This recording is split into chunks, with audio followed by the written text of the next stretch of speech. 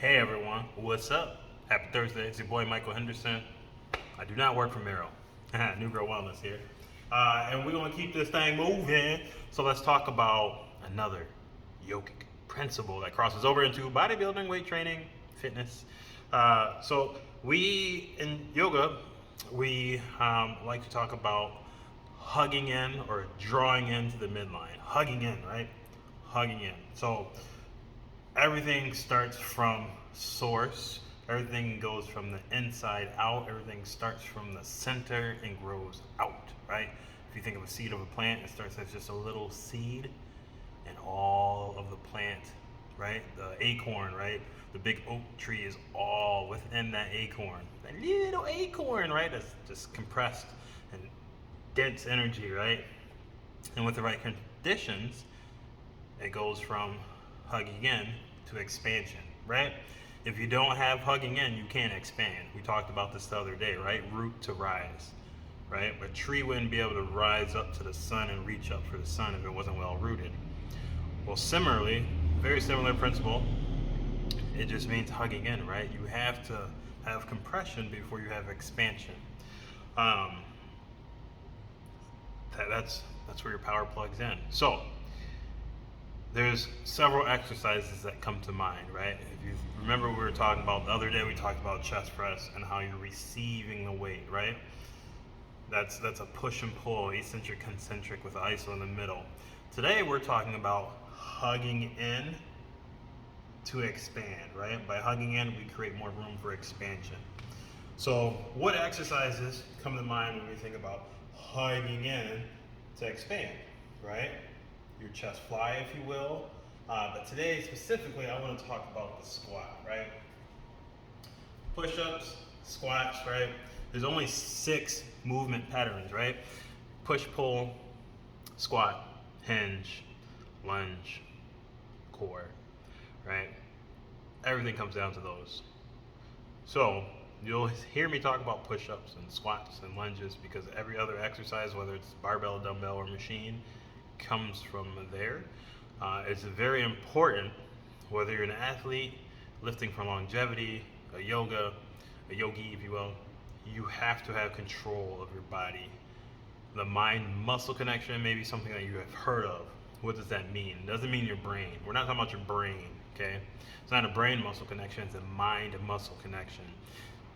Every cell in your body has their own capacity to think and to carry on task based on the pervasive field of energy that is your mind. Does that make sense?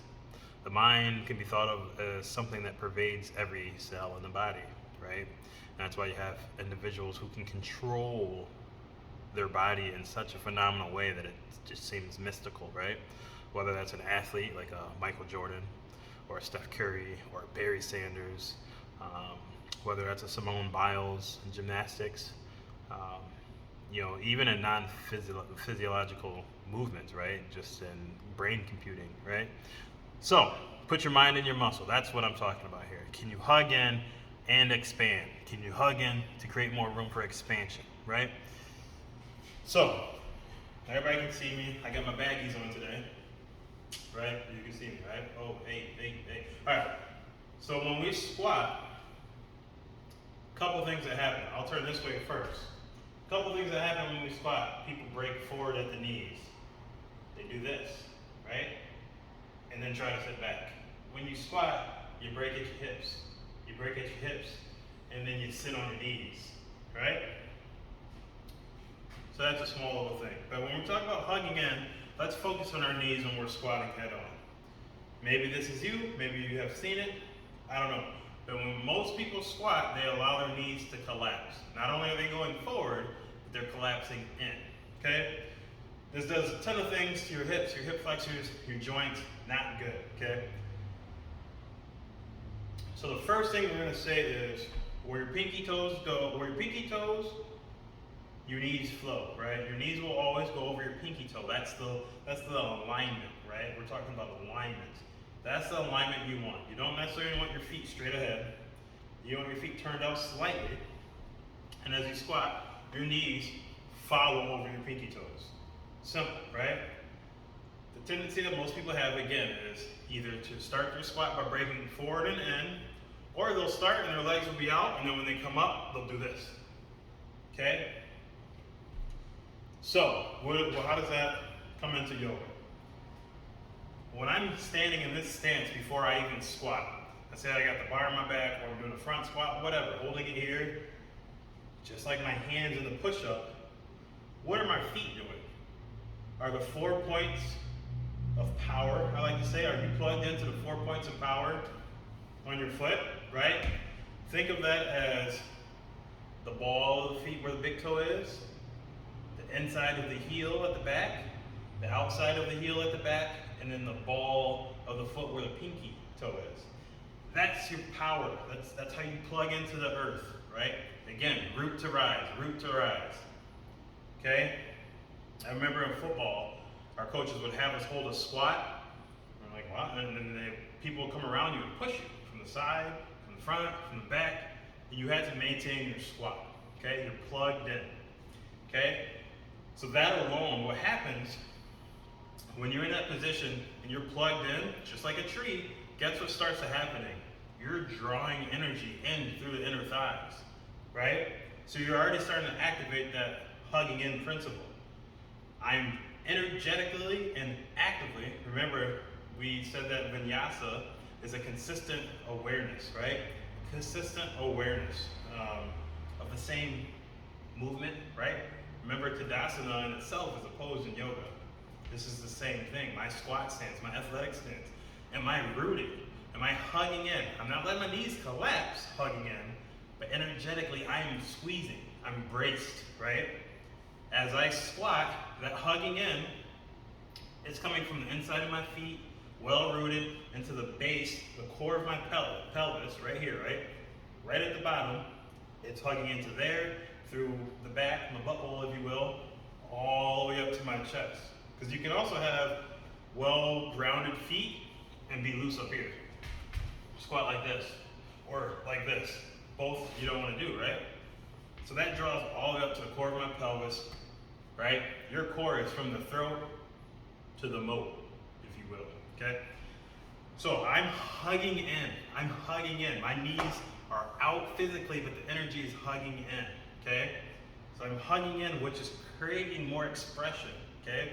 Is allowing me to feel my quads, my glutes, my hamstrings and inner thighs, my abs, my butt, right? One of the best days to do abs, if not every day, is on leg day.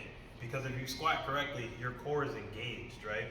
So many times I have clients that I've worked with over the years, a lot of females, how do I work this? How do I get this? Help me. Squat. Squat while hugging in. Squat while hugging in. Squat while hugging in, right? My knees aren't wavering because I'm rooted and I'm hugging in. It might be confusing because you're thinking like, well, this is hugging in.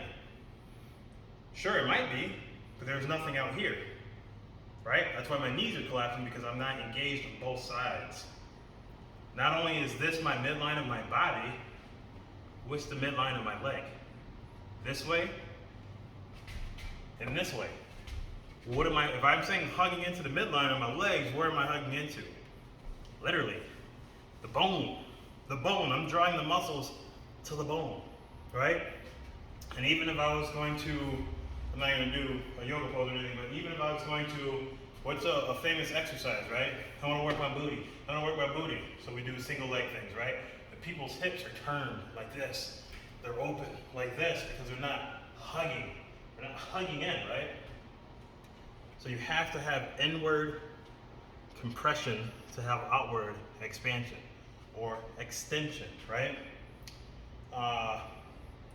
So yeah, you squat, you're hugging into the midline, the muscles are hugging into the bone, you're hugging into your core, and that alone should prevent your knees from doing the butterfly or tootsie roll, right? Hug. Look at my knees, they're stable the entire time.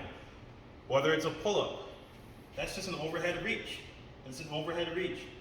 You know why you swing in pull-ups? And you know why you struggle in pull-ups? Because you're literally holding the tension just in your hands. Where's your core, right? Why do we say breathe out when you're pulling up for a pull-up? Because that'll get you to engage your core, which will actually activate more strength in your body, right? It's called a core for a reason. So the reason why when you do core workouts, squats, cleans, things like that, the sweat emanates from outside of you, or from within, I should say. So, hopefully that makes sense. Even if I'm doing a chest fly, while I'm opening, I'm still actively hugging in. Therefore, my arms are flailing and I'm ripping my shoulders out of my shoulder socket, right? Or ripping my pec, right? You can rip muscles and pecs and things like that from too much load, but the average person that just wants to be healthy and live a long life of good health, you're not loading up the weight where you're susceptible for tearing your pecs. For you guys, for average people, or even labrum tears, that's happening from not maintaining the yogic principle of engagement, right? You're not hugging in even while you're expanding. And even when I'm opening, I'm hugging in on the backside. Front side, backside. So, be that seed, be that tree, and before the tree can root and rise, it has to emanate from within, right? Hug in for full expression outwardly. Control your movements, control the muscle, full range of motion. There's 3 contractions to every exercise you do. All right, thanks for watching. I guess I'm supposed to say, if you haven't, go ahead and like this video, smash the like button, hit subscribe, turn on your notifications. Peace.